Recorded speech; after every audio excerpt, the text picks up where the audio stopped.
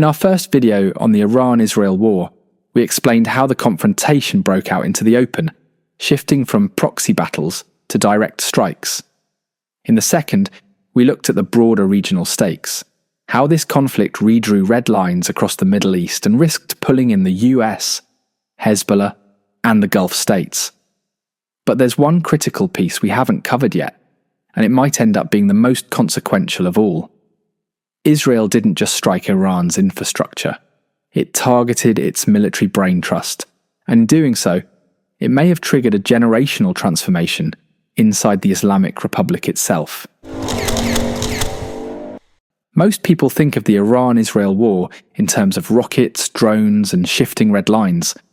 But there's a quieter, less flashy dimension that could change Iran's power structure for decades to come. Israel has done something few states have ever achieved in modern warfare. It decapitated an entire generation of Iranian military leadership.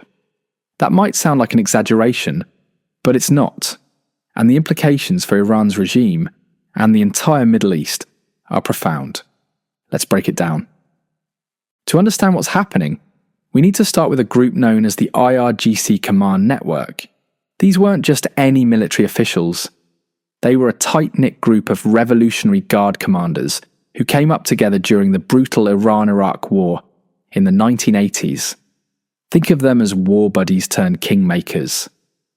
Over the decades, they rose through the ranks together, building loyalty, consolidating power, and eventually dominating Iran's military and political strategy.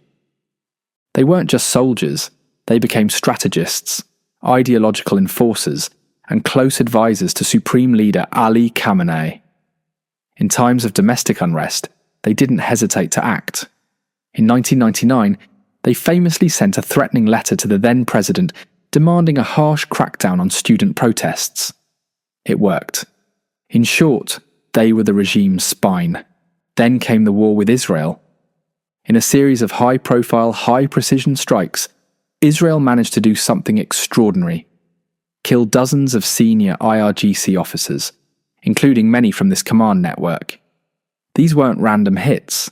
They were deeply consequential figures, many of whom had shaped Iran's regional strategy and internal repression machinery for decades. It's hard to overstate the impact of this. Imagine a regime where institutional memory and trust are hoarded by a small elite that's known each other for 40 years, and then suddenly they're gone. That's what just happened in Tehran. This has created an unprecedented vacuum at the very top of Iran's military and intelligence command structure. Some of the most important roles, like the head of the KOA Central Headquarters, which oversees joint wartime operations, and the head of the IRGC Intelligence Organization, which controls domestic repression and political interference, are now empty. And Khamenei hasn't filled them. This isn't just about choosing replacements. It's about rebuilding a shattered command system. Because unlike the older generation, who rose together and shared a deep bond, the new replacements will be younger, less connected, and far less trusted. This generational shift could fundamentally change how the Islamic Republic operates, not just militarily, but socially and politically too.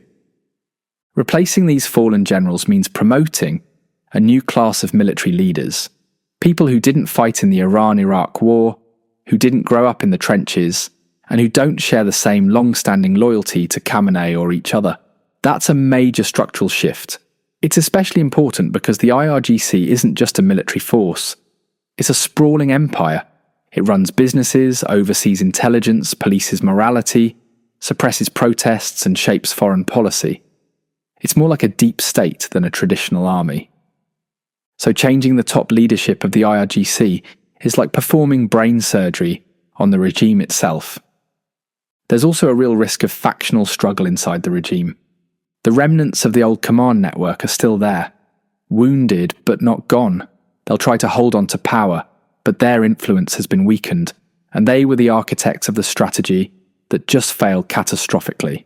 That makes them vulnerable.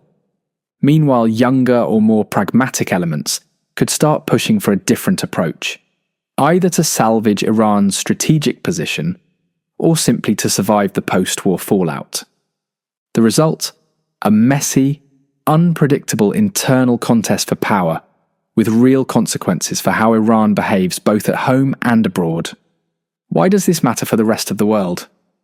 First, a weaker, disoriented IRGC leadership means Iran may be less able to coordinate its network of proxies, like Hezbollah in Lebanon, the Houthis in Yemen, or militias in Iraq and Syria. That could create space for US or Israeli maneuvering, or reduce the coherence of Iran's axis of resistance.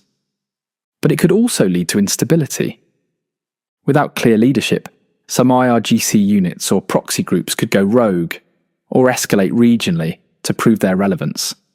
The risk of miscalculation could go up, even as Iran's central command weakens. Second, domestically, this shift could reshape how Iran handles dissent.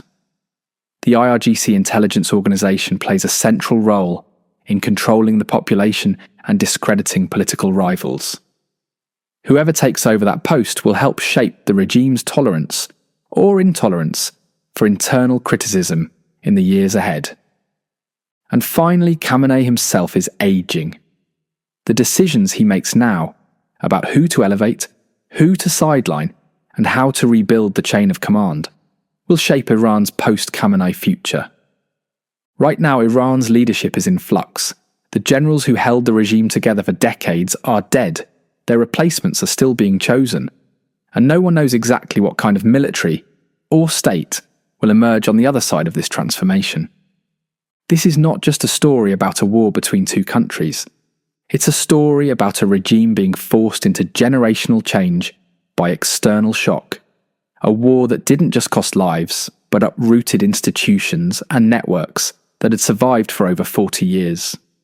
We may look back on this war not only as a turning point for Iran's regional strategy, but as the moment its internal system began to crack, reorganize and, perhaps, start down a new and unpredictable path.